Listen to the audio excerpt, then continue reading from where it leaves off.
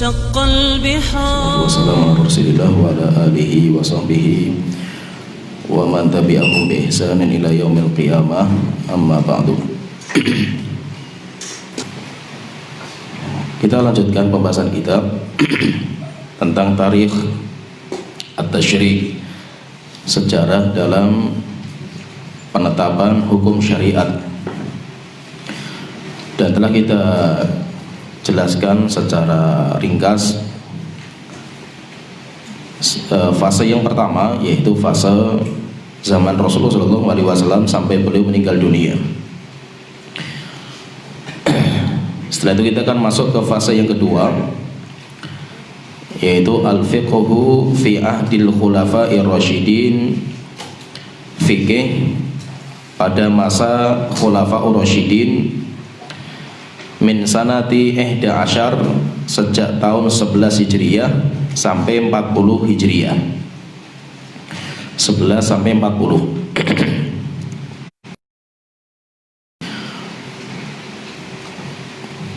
Dan sahabat ini 11 sampai 40 itu dinamakan dengan zaman kibarus sahabah, sahabat-sahabat yang senior.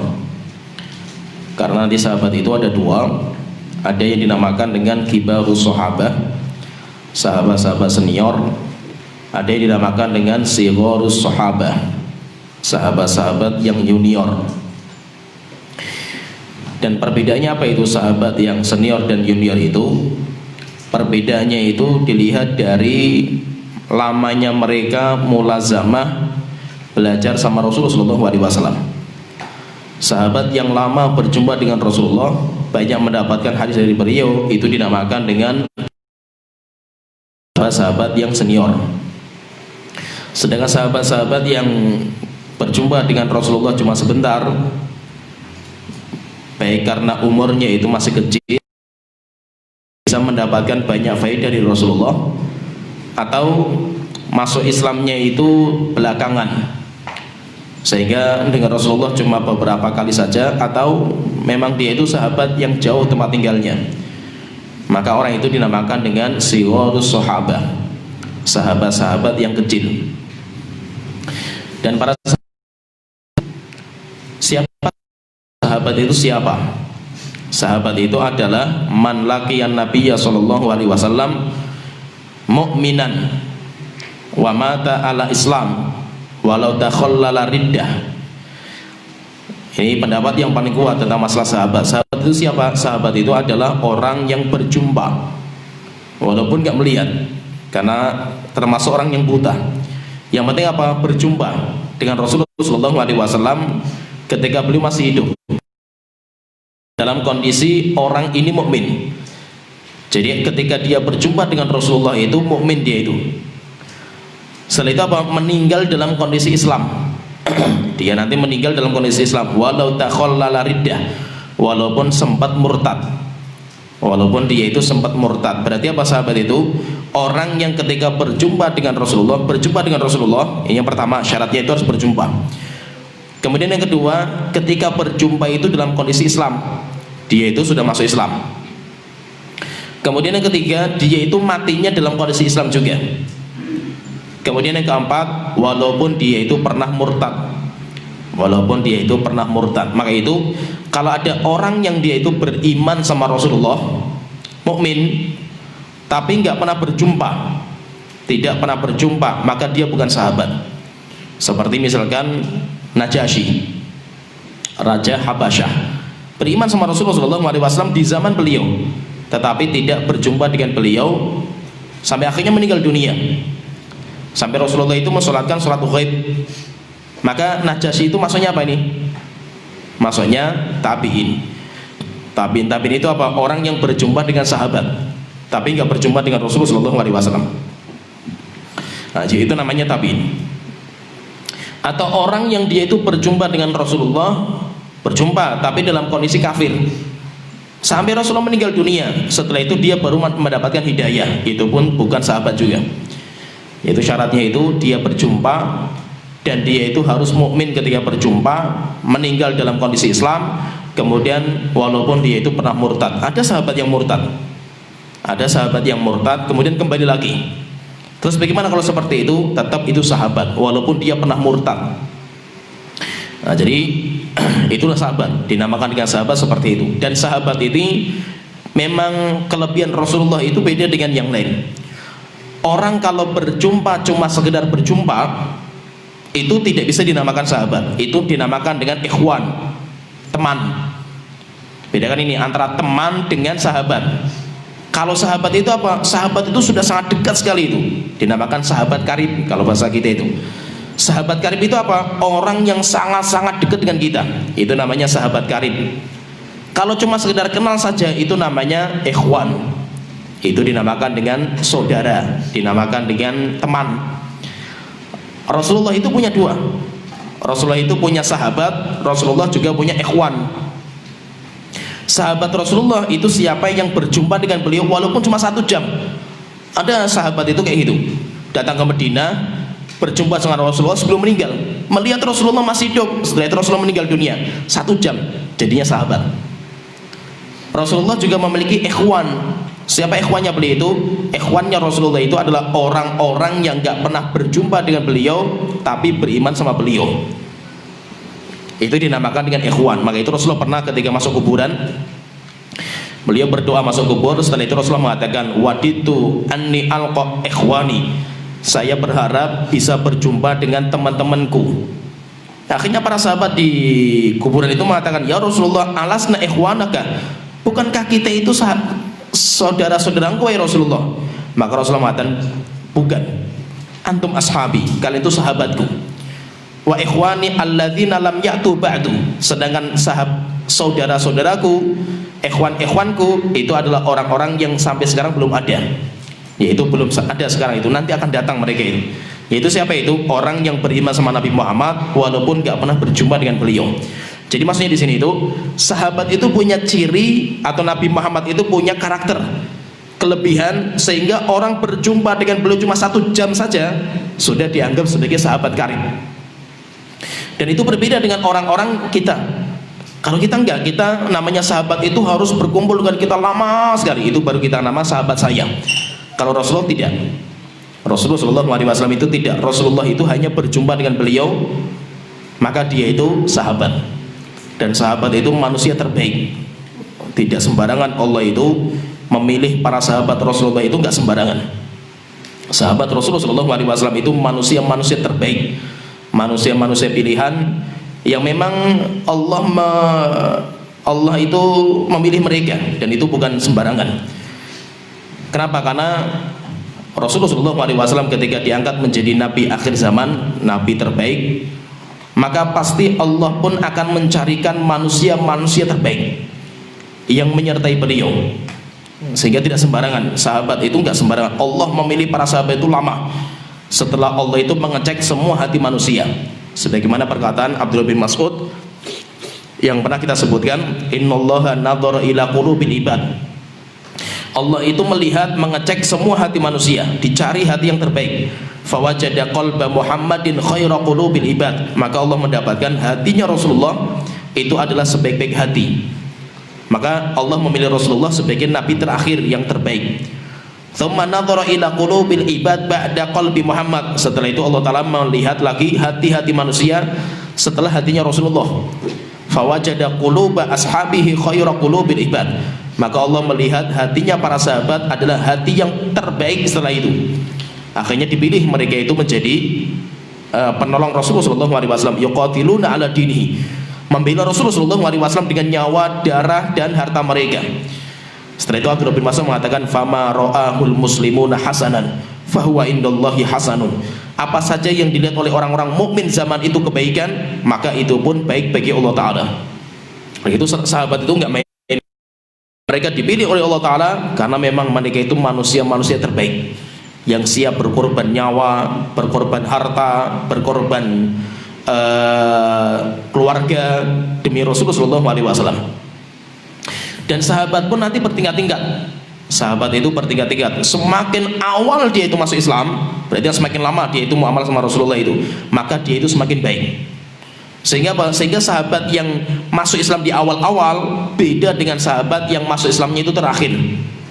Allah Ta'ala sudah sebutkan dalam Al-Quran itu, la yastawi minkum man anfaqa min qablil fathi wa qatal. Tidak sama orang-orang yang berinfak hartanya dan orang yang berjihad sebelum dibuka kota Mekah, daripada yang sahabat yang masuk Islam dan berjihad bersedekah setelah dibuka kota Mekah. Enggak sama, beda. Ulaika a'dhamu darajatan. Orang-orang yang masuk Islam di awal-awal itu pahala mereka lebih besar minalladzina anfaqu min ba'du wa qatalu, daripada sahabat-sahabat yang berjihad, sahabat-sahabat yang berinfak setelah dibukanya kota Mekah. Berarti kalau kita perhatikan seperti ini bagaimana terus? Berarti sahabat terbaik itu adalah sahabat yang awal masuk Islam. Itu yang terbaik. Setelah itu generasi berikutnya. Setelah itu generasi berikutnya lagi. Maka sahabat yang terbaik itu berarti siapa itu? Muhajirin. Sahabat yang terbaik itu muhajirin. Muhajirin pun nanti bertingkat-tingkat itu. Yang terbaik siapa itu? Abu Bakar. Setelah itu nanti Umar.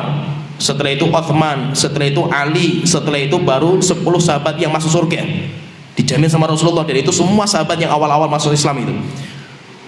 Nah, setelah itu baru sahabat-sahabat yang ikut Bai'atul Ridwan, dan yang sampai akhirnya sahabat yang muhajirin.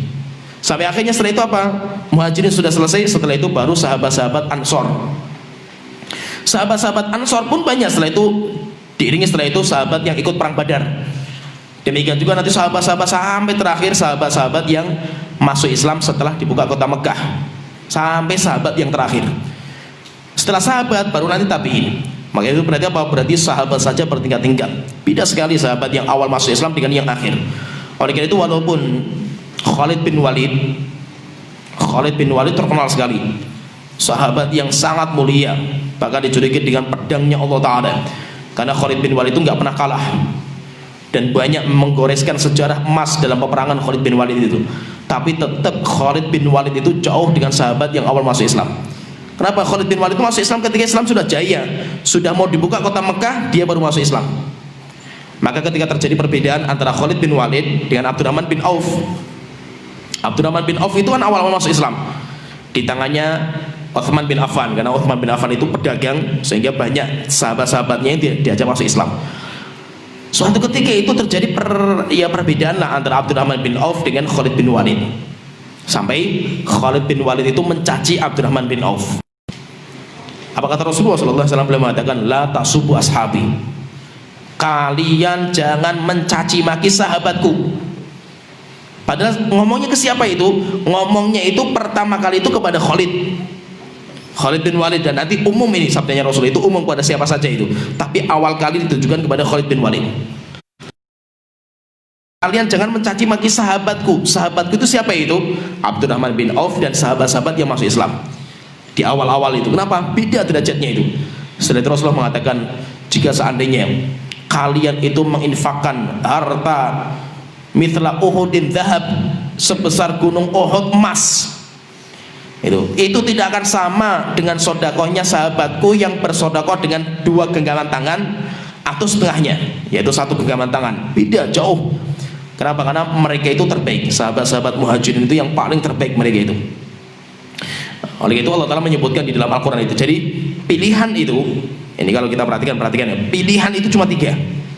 Pilihan itu cuma 3. Jangan menjadi yang keempat. Kalau kita ingin menjadi manusia pengikutnya Rasulullah itu ada 4. Tapi kita itu hanya punya kesempatan jadi nomor 3. Tapi kita jangan menjadi orang keempat. Kalau nomor keempat binasa kita itu. Jadi pengikutnya Rasulullah, orang yang dia itu menjadi umatnya Rasulullah, umatnya Rasul itu ada 4. Siapa 4 itu? Yang pertama muhajirin, terbaik, dan itu sudah berlalu. Kita nggak akan bisa lagi mengejar derajat muhajirin. Setelah itu apa? Yang kedua Ansor, sahabat-sahabat Ansor orang Madinah, itu sudah berlalu juga, kita nggak bisa masuk ke situ. Maka tinggal yang ketiga. Yang ketiga apa? Walladzina ja'u min ba'dihim, orang yang datang setelah mereka, bukan muhajirin, bukan Ansor, tapi mengikuti mereka dengan baik. Kalau ini bisa, berarti kita masuk yang ketiga. Atau pilihan yang keempat, kalau kita nggak bisa masuk yang ketiga, kita masuk yang keempat. Yang keempat apa? Orang-orang munafik. Nah, jadi pilihannya cuma itu saja itu. Kita pengen jadi orang muhajirin, sudah nggak bisa. Menjadi orang Ansor sudah terlewatkan. Pilihan yang ketiga, menjadi pengikut sahabat muhajirin dan Ansor dengan sebaik-baiknya. Ini yang kita mampu itu. Kalau tidak bisa, maka berarti kita nanti masuk yang keempat. Yang keempat itu orang-orang munafik. Oleh itu Allah Ta'ala berfirman dalam surat Al-Hasyr, di dalam surat Al-Hasyr ayat ke-7, 8, 9, bukan ke-7, ke-8, langsung ke-8 ya, 8, 9, 10, 11, sampai nanti setelah 11 itu penjelasan tentang orang yang nomor 4. Itu disebutkan ada 4 orang itu. Pengikutnya orang muslim itu ada 4 orang. Yang pertama Allah Ta'ala berfirman, lil fuqara'il muhajirin alladzina ukhriju min diyarihim wa amwalihim yabtaghuna fadlan minallahi wa ridwana wa yansurunallaha wa rasulahu ulaika humus shadiqun. Ini yang pertama, lil fuqara'il muhajirin, orang-orang fakir dari kalangan muhajirin, alladzina ukhriju min diyarihim, yang mereka diusir dari kampung halaman mereka, wa amwalihim, dan mereka dijauhkan dari harta mereka, yabtaghuna fadlan minallahi wa ridwana, mereka itu benar-benar mencari karunia Allah dan ridhonya, wa yansurunallaha wa rasulahu, dan mereka itu benar-benar menolong Allah dan Rasulnya, ulaika humus shadiqun, mereka adalah manusia paling jujur, manusia terbaik mereka itu. Jadi yang pertama muhajirin, dan muhajirin itu nggak main-main. Hijrah itu nggak sembarangan itu, hijrah itu beratnya luar biasa. Masya Allah, hijrah waktu itu Masya Allah mengerikan waktu itu. Jangan kita anggap hijrah itu mudah sekali hijrah itu. Pertama, hijrah itu mereka meninggalkan kampung halaman, pindah ke sebuah kota yang mereka itu nggak tahu kota itu, nggak punya sahabat, nggak punya saudara, nggak punya apa-apa, kerjaan nggak ada. Tapi mereka berkorban, siap meninggalkan harta mereka, keluarga mereka, semua yang mereka miliki untuk menyelamatkan agama Allah Ta'ala. Pertama, mereka meninggalkan kampung halaman mereka. Kemudian yang kedua, hijrah itu beratnya apa? Yang kedua itu mereka itu harus berhadapan dengan orang kafir. Kalau ketangkap, mengerikan lagi itu, ketangkap mereka dihabisi itu sama orang kafir itu. Maka apa? Orang muhajirin semuanya sembunyi-sembunyi. Hatta Umar bin Khattab, riwayat yang mengatakan bahwa Umar bin Khattab ketika mau hijrah itu nantang orang Quraisy, siapa yang pengen anaknya jadi anak yatim maju ke sini. Itu riwayatnya Taif. Riwayat yang sahih, hatta Umar bin Khattab pun sembunyi-sembunyi. Bahkan ada riwayat itu Umar bin Khattab itu janjian dengan 3 orang.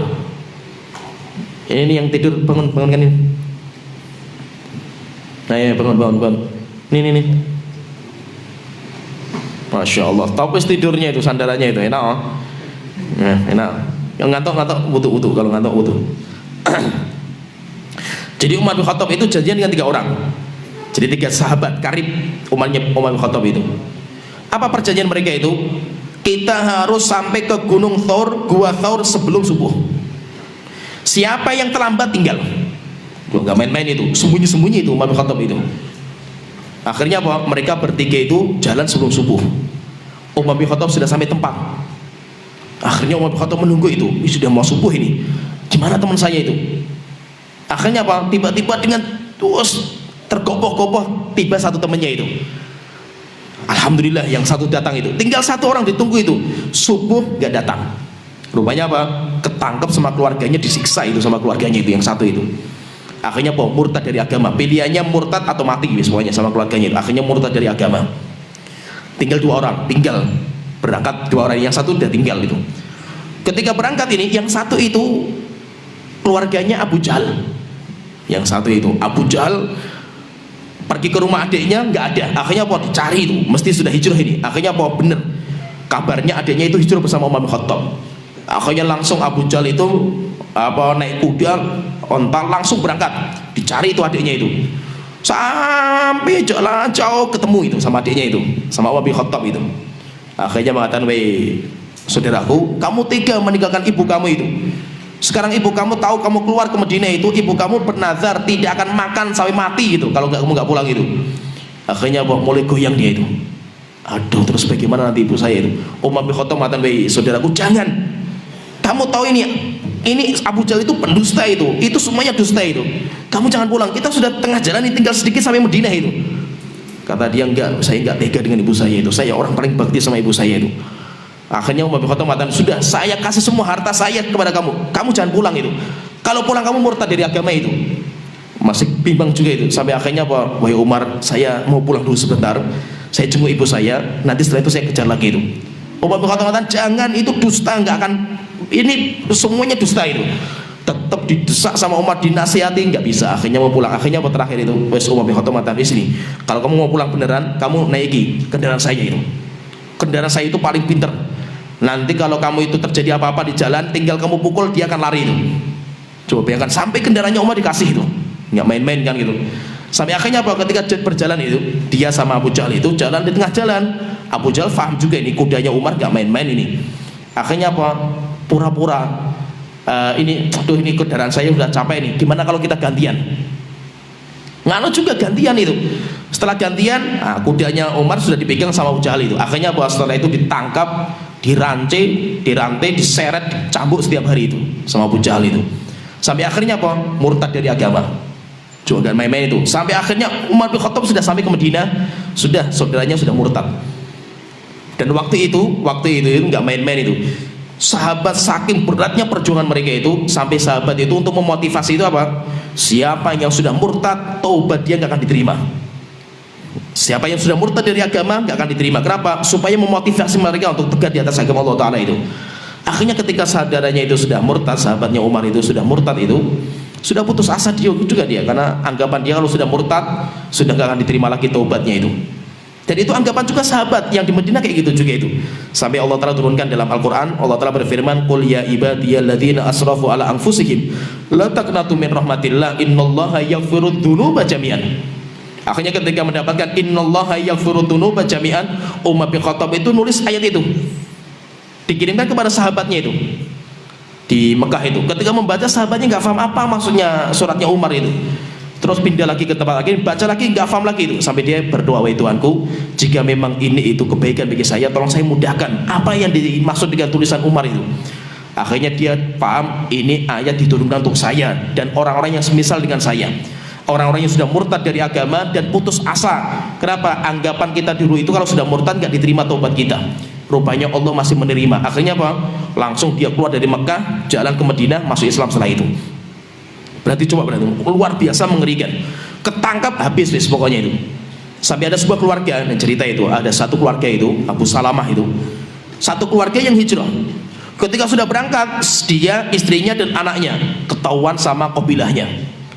Akhirnya apa? Ditangkap. Ketika ditangkap, yang suami dibawa pulang ke kabilahnya, istrinya dibawa ke kabilah istrinya, anaknya masih kecil, rebutan antara dua kabilah. Tarik-tarian itu, yang ke kabilahnya suami pengen dibawa ke suami, kabilahnya istri pengen dibawa ke istri, tarik-tarian sampai tangannya patah anaknya itu. Akhirnya apa? Dibawa kepada kabilah suami. Setelah itu apa sama keluarganya itu, kabilah suaminya itu, Abu Salamah suruh pulang. Kalau kamu mau pindah Madinah, pulang, pergi saja itu. Yang penting anak kamu di sini. Terpisah itu, bayangkan, suami di Madinah, istri di kabilahnya istri, anak di kabilahnya suami. Coba yang sampai setahun nggak pernah berjumpa itu, nggak main-main mereka itu. Sampai akhirnya apa? Ada seorang tokoh kabilah itu yang kasihan melihat mereka itu. Akhirnya apa? Dikumpulkan lagi, diambil anaknya, istrinya, akhirnya disuruh berangkat ke Madinah. Setelah itu baru bisa berjumpa dengan suaminya. Berarti apa? Orang hijrah itu nggak main-main waktu itu. Maka hadapannya apa? Kalau ketangkap mati mereka itu. Ketangkap mereka mati. Ini yang kedua. Kemudian yang ketiga, mereka pergi ke Madinah itu beda suhunya di Madinah itu. Madinah itu ada wabah penyakit terkenal sekali itu. Namanya Ta'un Yathrib, terkenal itu wabahnya itu. Demikian juga di Madinah itu nggak punya sanak keluarga, nggak punya kerjaan, terus mau apa gitu? Mau apa mereka itu? Kemudian di Madinah juga mereka itu nggak punya apa-apa, dagang nggak punya modal, nggak punya apa-apa, mau kerja jadi petani mereka nggak paham. Orang Mekah nggak bisa pertanian itu. Tapi tetap mereka itu punya Allah Ta'ala. Akhirnya mereka berangkat ke Madinah. Di Madinah Masya Allah banyak yang sakit. Sampai akhirnya Abu Bakar termasuk parah sakitnya itu. Sampai dia mau mati Abu Bakar itu. Sampai melantunkan sebuah syair-syair kematian. Kenapa? Sakit parah karena kena wabah tahun itu.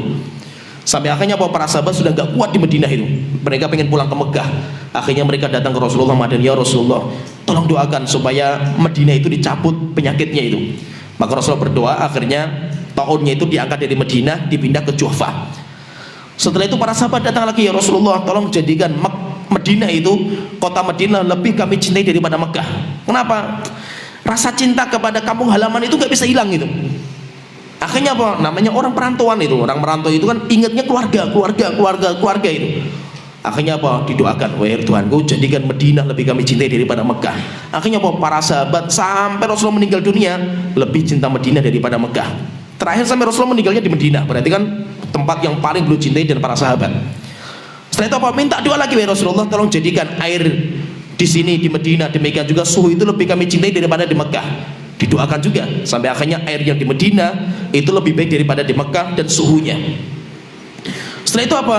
Ya sudah selesai. Mereka masalah tempat, iklimnya mereka sudah cocok. Tapi yang kedua kerjaan. Mereka mau kerja apa mereka itu? Akhirnya apa? Rasulullah bikinkan kamar di sebelah masjid, namanya sofah kamarnya itu. Sahabat-sahabat yang ke Madinah nggak punya rumah tinggal di situ, dinamakan dengan ahlus sofah. Namanya itu sofah itu. Setelah itu apa? Rasulullah mempersaudarakan sahabat muhajirin dan ansor di rumahnya Anas bin Malik. Jumlahnya 90 orang. 45 dari muhajirin, dan itu kayak keluarga sendiri, hebat sekali orang. Maka dipuji sama Allah Ta'ala nanti itu. Setelah itu apa? Mereka mulai dagang, mulai kerja, mulai ini, walaupun Masya Allah luar biasa tantangan mereka itu. Oleh itu kalau kita perhatikan itu muhajirin gak main-main. Mereka mengorbankan keluarga mereka, mengorbankan harta mereka, mengorbankan semua yang untuk membela agama Allah Ta'ala. Sehingga apa? Rasulullah pernah ditanya, wahai Rasulullah, ditanya seorang Yahudi itu, wahai Muhammad, siapa orang yang pertama kali masuk surga? Jadi orang Yahudi itu datang ke Rasulullah mengatakan, wahai Muhammad, saya akan bertanya kepada engkau beberapa pertanyaan, gak ada yang tahu kecuali Nabi. Kalau kamu bisa menjawab berarti kamu itu Nabi. Tanya, siapa yang pertama kali masuk surga? Maka Rasulullah mengatakan fuqaraul muhajirin, orang-orang fakir dari kalangan muhajirin. Apa kata Yahudi? Asobta, benar. Kenapa? Di kitab suci kita seperti itu. Jadi di kitab suci, atau kitab suci orang Yahudi itu menyebutkan pertama kali masuk surga itu pengikut sejatinya Muhammad. Setelah itu Rasulullah ditanya, terus kalau masuk surga itu pertama kali mereka makan itu apa? Sambutan pertama kali itu. Maka Rasulullah mengatakan itu minyak dari jantung ikan paus. Nah itu, dan rupanya apa? Ikan paus itu yang dicari jantungnya itu, diambil minyaknya itu, paling mahal itu. Orang Yahudi mengatakan benar. Setelah itu tanya lagi, setelah itu wa madza yakulun ba'da ithriha, setelah itu mereka makan apa itu? Maka Rasulullah mengatakan kerbau disembelih kemudian dimakan bareng-bareng sama penghuni surga. Setelah itu kata orang Yahudi, benar jawaban kami itu. Tapi terakhir apa? Nanti tanya banyak sekali, terakhir nggak masuk Islam juga itu orang Yahudi itu. Berarti memang fuqaraul muhajirin itu manusia terbaik. Kenapa? Karena mereka berkorban segalanya untuk Islam. Dinamakan dengan shodikun, orang-orang yang paling jujur iman mereka itu. Maka orang-orang muhajirin itu mereka masih hidup di dunia, mereka masih berjalan kayak gini, mereka itu sudah dijamin masuk surga. Coba luar biasa keutamaan mereka itu. Kemudian yang kedua, manusia yang kedua, yang muslim yang kedua itu walladzina tabawwa'ud dara wal imana min qablihim, orang-orang yang menempati negeri hijrahnya muhajirin dan orang yang menempati iman sebelum mereka, yaitu setelah mereka datang. Siapa itu? Orang-orang Ansor, tuan rumah yang menyambut muhajirin. Yuhibbuna man hajara ilaihim, mereka sangat cinta kepada saudara-saudara yang hijrah kepada mereka. Wala yajiduna fi sudurihim hajatan mimma utu, dan mereka itu kalau sudah memberikan sesuatu kepada orang-orang muhajirin, seperti mereka itu sudah nggak butuh itu. Wa yu'thiruna ala anfusihim walau kana bihim khassasah, dan mereka lebih mendahulukan sahabat mereka muhajirin daripada diri mereka sendiri, walaupun mereka juga sangat butuh sekali. Wa may yuqa syuha nafsihi fa ulaika humul muflihun, siapa yang Allah jaga dari sifat kikir, merekalah orang-orang yang sukses. Coba bayangkan kecintaan sahabat muhajirin Ansor kepada muhajirin itu luar biasa, nggak tergambarkan ya semuanya. Kalau kita lihat ukhuwah imaniyah itu yang terbaik ya ukhuwah imaniyah sahabat muhajirin dan Ansor. Maka ketika termasuk Abdurrahman bin Auf, ceritanya itu disaudarakan sama Sa'ad bin Rabi. Disaudarakan. Akhirnya apa? Suatu ketika Abdurrahman bin Auf itu pergi ke rumahnya sahabatnya itu, Ibn Rabi itu. Apa kata Ibn Rabi itu? Dia mengatakan, wahai Abdurrahman, inni aktsarul ansori malan, saya itu orang Ansor yang paling kaya, maka saya akan membagi harta saya jadi dua, setengahnya untuk saya, setengahnya untuk kamu. Setelah itu dia mengatakan, saya punya dua istri. Coba bayangkan itu, saya punya dua istri. Coba kamu lihat dua istri saya itu, mana yang paling cantik saya ceraikan. Biarkan nanti nunggu sampai masa iddah selesai kamu nikahi. Coba bayangkan kayak itu, sampai istrinya itu dibagi, coba bayangkan, luar biasa kan itu. Hartanya istrinya dibagi. Akhirnya kata Abdurrahman bin Auf mengatakan barakallahu lakuma fi barakallahu laka fi malika wa ahlika. Semoga Allah memberkati harta kamu dan keluarga kamu. Tidak, saya tidak butuh itu. Dullani ala suq. Tolong tunjukkan mana pasar. Akhirnya apa? Tunjukkan pasar, dipelajari sama Abdurrahman bin Auf. Ah, ini pasarnya orang Medina itu kayak gini. Yang menguasai pasar itu semuanya Yahudi. Ya, Yahudi. Sedang pribuminya orang Madinah itu kan petani, nggak tahu perdagangan. Sedangkan pasar yang menguasai Yahudi. Akhirnya dipelajari kekurangannya di sini. Akhirnya apa? Dia pengen menghancurkan ekonominya Yahudi. Dengan cara apa? Dia minta modal sama ini sahabatnya itu bikin pasar sebelahnya. Ini sudah pasar, semua ruko-ruko miliknya Yahudi, semua penguasa di situ. Akhirnya dia bikin pasar sebelahnya. Punya tanah di situ, bebaskan pasar, kemudian sama kaum muslimin digratiskan. Akhirnya apa? Lapak-lapak pindah semuanya ke sini. Setelah itu apa? Orang-orang Yahudi benar-benar dihabiskan semuanya itu pasarnya itu, sampai akhirnya apa? Nyerah orang Yahudi itu sama Abdurrahman bin Auf. Dan memang metode ekonomi terbaik Abdurrahman bin Auf. Tapi kalau kita perhatikan apa? Persahabatan Muhajirin dan Ansor yang luar biasa, dan itu luar biasa persahabatan mereka itu. Nah, jadi memang orang-orang Muhajirin itu sampai mereka itu mencintai sahabatnya itu melebihi diri mereka sendiri. Luar biasa mereka itu. Nah, maka mereka orang-orang Ansor itu manusia terbaik. Kemudian yang ketiga, Allah Ta'ala berfirman walladzina ja'u min ba'dihim, dan orang-orang yang datang setelah mereka. Siapa itu? Hatta sahabat, tapi dia nggak masuk Muhajirin, nggak masuk Ansor, karena itu sudah berlalu. Walladzina ja'u min ba'dihim, dan orang-orang yang datang setelah mereka, termasuk kita. Kita datang setelah mereka. Yaquluna rabbana ighfir lana. Mereka itu mengatakan dalam doa mereka. Maka kalau kita ingin menjadi terbaik, kita masih masuk dalam generasi terbaik itu, kita itu mendoakan sahabat-sahabat kita yang telah mendahului kita. Rabbana ighfir lana, wahai Tuhanku ampuni dosa kami, wa li ikhwanina alladzina sabaquna bil iman, dan sahabat-sahabat kami yang telah mendahului kami dalam keimanan. Wala taj'al fi qulubina ghillan lil ladzina amanu, dan jangan taruh dalam hati kami kebencian kepada orang-orang yang beriman. Rabbana innaka raufur rahim, wahai Tuhanku sesungguhnya Engkau itu Maha Pengampun dan Maha Penyayang. Jadi yang ketiga itu apa? Orang yang datang setelah Muhajirin dan Ansor dan mendoakan mereka, mencintai mereka, dan gak memusuhi mereka sama sekali. Bahkan kalau disebutkan dalam surat Taubat itu, Allah Ta'ala berfirman dalam surat Taubat, was-sabiqunal awwaluna minal muhajirin, generasi terbaik yang pertama itu Muhajirin, kemudian Ansar, walladzina taba'uhum bi ihsan, dan orang yang mengikuti mereka dengan sebaik-baiknya. Berarti apa? Kalau kita ingin mendapatkan kebaikan itu apa? Ngikuti mereka. Kalau kita nggak bisa menjadi yang ketiga ini, maka kita masuk yang keempat. Allah Ta'ala berfirman, alam tara ilal ladzina nafaqu, apakah kalian tidak melihat bagaimana orang-orang munafik? Yaquluna li ikhwanihimul ladzina kafaru min ahlil kitab. Berarti apa? Pilihannya itu cuma 4. Ini sudah nggak mungkin. Ansor nggak mungkin lagi, sudah berlalu. Orang yang mengikuti mereka dengan baik, sifatnya apa? Meniru agamanya Yahudi, agamanya sahabat Muhajirin dan Ansor, mendoakan mereka, dan tidak ada kebencian dalam hati kita kepada mereka. Kalau kita nggak bisa seperti ini, berarti kita masuknya ke orang-orang munafik. Berarti siapa saja yang tidak bisa mengikuti Muhajirin dan Ansor dengan sebaik-baiknya, dia munafik. Siapa saja yang tidak mendoakan mereka, munafik juga.